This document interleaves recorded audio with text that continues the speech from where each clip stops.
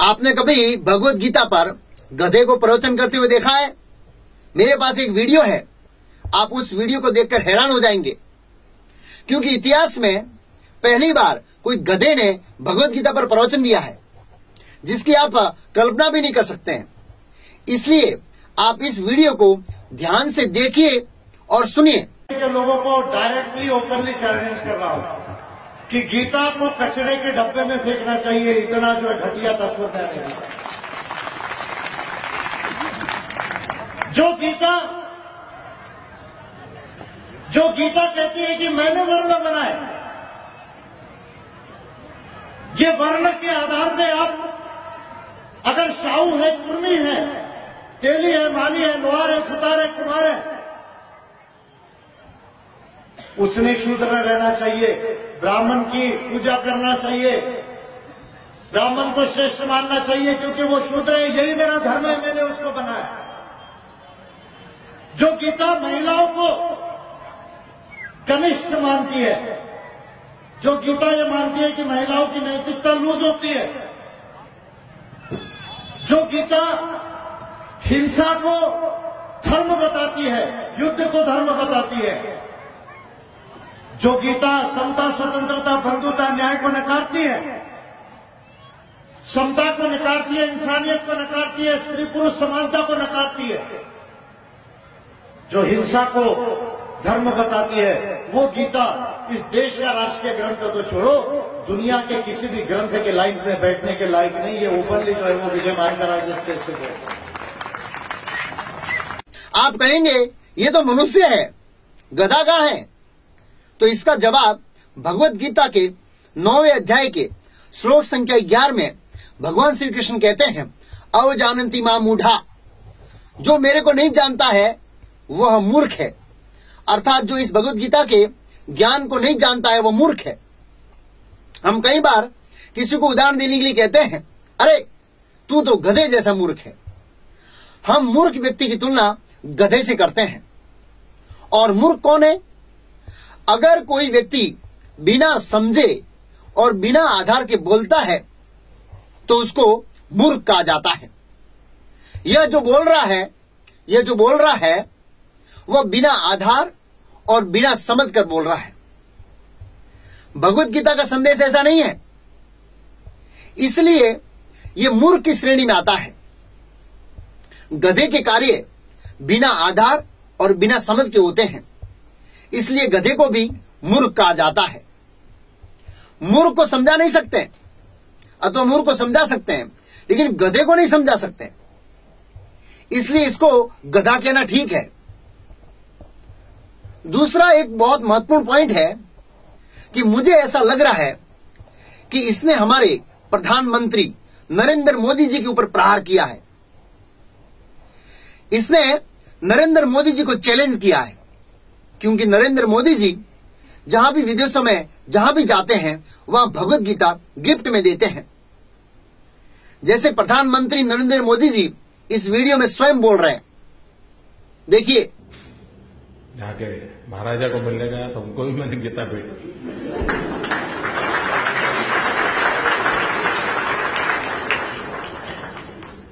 क्योंकि मेरे पास इससे बढ़कर के देने को कुछ नहीं है, और दुनिया के पास भी इससे बढ़कर पाने के लिए कुछ नहीं।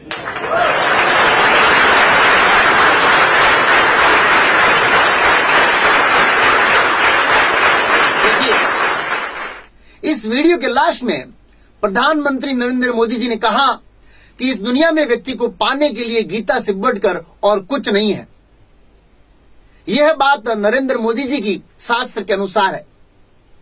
परोक्ष रूप में इस व्यक्ति ने प्रधानमंत्री नरेंद्र मोदी जी को चैलेंज किया है, लेकिन इसने प्रधानमंत्री नरेंद्र मोदी जी का नाम नहीं लिया है, क्योंकि इससे इसकी परेशानियां खड़ी हो जाएगी।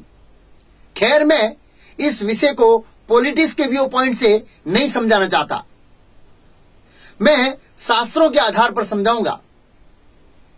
इस मूर्ख ने इस वीडियो में 4 गलत बातें कही है जो भगवत गीता के अनुसार नहीं है। पहला पॉइंट है, इस मूर्ख ने कहा कि गीता में स्त्री को निम्न बताया है, लेकिन ऐसा कोई पॉइंट गीता में नहीं है, यह झूठ बोल रहा है। आप गीता पढ़कर देखिए, 700 श्लोकों में से एक भी श्लोक ऐसा नहीं है।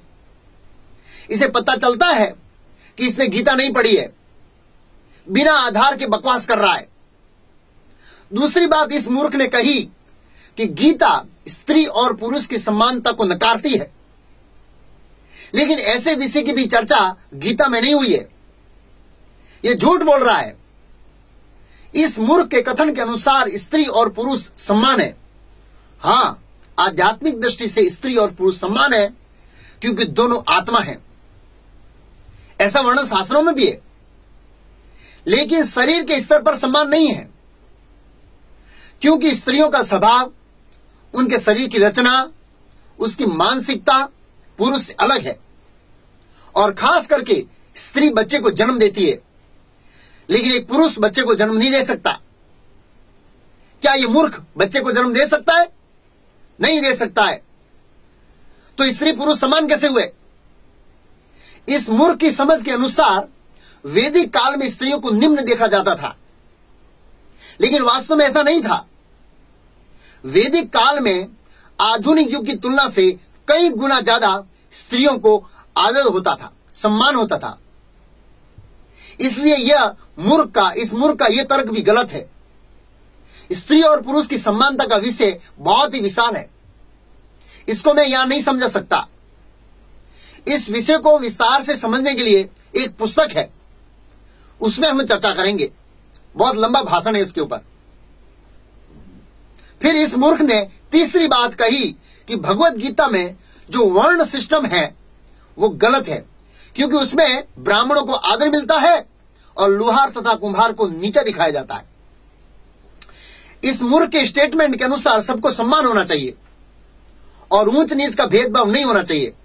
हां, यह बात सही है, लेकिन गीता में जो वर्गीकरण है वह जन्म के आधार पर नहीं, बल्कि गुण के आधार पर है और उसके कर्म के आधार पर है। इस वर्ण के वर्गीकरण के बिना समाज चल ही नहीं सकता। अगर आप गीता को स्वीकार करें या ना करें, तो भी समाज में वर्गीकरण रहेगा। हम देख सकते हैं कि कुछ लोग बुद्धि से कार्य करते हैं, वे ब्राह्मण के वर्ग में आते हैं। कुछ लोग देश की रक्षा के लिए सीमा पर रक्षा कर रहे हैं, वे क्षत्रिय वर्ग में आते हैं। कुछ लोग खेती करते हैं और व्यापार करते हैं, वे वैश्य वर्ग में आते हैं। कुछ लोग इन तीनों को मदद करते हैं, वे श्रमिक वर्ग या शूद्र में आते हैं। बिना वर्गीकरण यह समाज चल ही नहीं सकता। क्या यह मूर्ख अपनी कुर्सी पर प्यून को बिठा सकता है? क्या यह मूर्ख कलेक्टर के जैसे कपड़े और उसके स्टेटस को प्यून को दे सकता है? इस मूर्ख के अनुसार सब सम्मान होना चाहिए। इसका अर्थ यह है कि प्रधानमंत्री की कुर्सी की बराबरी की कुर्सी पर प्यून बैठना चाहिए, सब सम्मान होना चाहिए। इसके बकवास से पता चलता है कि एक नंबर का मूर्ख है। फिर इस मूर्ख ने कहा कि भगवत गीता हिंसा करना सिखाती है। मेरा इस मूर्ख से प्रश्न है कि किस व्यक्ति ने गीता को पढ़ने के बाद तलवार लेकर बाहर निकला और सबको मार दिया? ऐसा कोई इतिहास है? नहीं है। इस मूर्ख को पता नहीं है कि हिंसा की भी अपनी उपयोगिता है। इस मूर्ख के कथन के अनुसार हिंसा नहीं होनी चाहिए। ठीक है, तो देश में पुलिस की क्या जरूरत है? जब कोई व्यक्ति चोरी करता है, कत्ल करता है, बलात्कार करता है, तो पुलिस को गुनहगार को नहीं मारना चाहिए। अगर पुलिस गुनहगार को मारती है या किसी को मारती है, तो पुलिस ऐसा करके हिंसा कर रही है। यह हिंसा नहीं होना चाहिए, ऐसा नहीं होना चाहिए। पूरे भारत देश में पुलिस को हटा देना चाहिए, लेकिन यह संभव नहीं है। इस मूर्ख के तर्क जो है वो गधे के जैसे हैं, उसमें कोई तथ्य नहीं है और इसके तर्क भी आधारहीन है, उसका आधार नहीं है। यह लोगों को भगवत गीता के नाम पर गुमराह कर रहा है। मेरे को इसके बारे में पता नहीं था, पर एक व्यक्ति का मेरे पर फोन आया। उसने कहा नागपुर का कोई सरकारी ऑफिसर है और गीता पर कुछ गलत बोल रहा है। मैंने कहा भाई, कुत्ते के भौंकने से हाथी को कोई फर्क नहीं पड़ता है। क्योंकि गीता तो समाज में 5000 साल से चली आ रही है। हजारों लोग पढ़ रहे हैं और आगे हजारों साल तक चलेगी, हजारों लोग पढ़ेंगे। ऐसे कितने ही असुर आएंगे और चले जाएंगे। इसमें भगवत गीता और बुद्धिमान व्यक्ति को कोई फर्क नहीं पड़ेगा। हां, गधों को फर्क जरूर पड़ेगा। जैसे आप इस वीडियो में देख सकते हैं कि इसके भाषण पर दूसरे बहुत सारे गधों ने तालियां बजाई। इसके बारे में श्रीमद् भागवतम एक श्लोक है जिसमें सुखदेव गोस्वामी कहते हैं, स्व विट वराहा उष्ट खरे संसुत पुरूपसः न यत कर्ण पथ उपेतो जातु नाम गदा अग्रचः। श्रीमद् भागवतम 2.3.19। अर्थात गधे जैसे मनुष्य का गुणगान दूसरे गधे जैसे लोग ही करेंगे। इसमें कोई बड़ी बात नहीं है, मैंने कहा उसको। इसलिए मेरा अनुरोध है कि ये जो वीडियो है इसको इस मूर्ख तक पहुंचाया जाए ताकि उसको समझ में आए कि वह क्या बोल रहा है।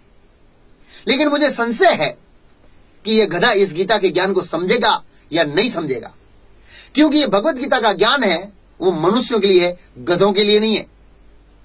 फिर भी भगवत गीता के अनुसार प्रयास करना हमारा कर्तव्य है। अगर मैं इसमें कुछ गलत बोला हूं तो आप कमेंट लिख सकते हैं, आपको शास्त्रों के आधार पर उत्तर दिया जाएगा।